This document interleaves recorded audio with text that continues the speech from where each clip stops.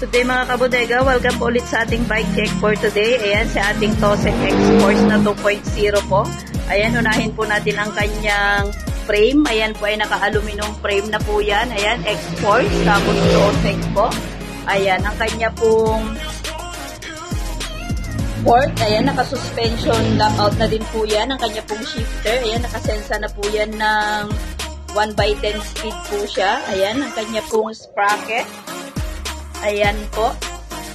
Naka 10 speed na din po siya. At ang kanya pong crankset. Ayan, alloy po yan na 170/3060. At ang kanya naman pong Shimano brake set po. Ayan, naka MT200 na din po yan ng hydraulic po. Ayan, at ang kanya pong handlebar. Ayan, naka-alloy na din po siya. Ang kanya pong stem. Ayan, alloy na din po siya. At ang kanya pong seat post. Ayan, naka-alloy na din po yan ng quick release.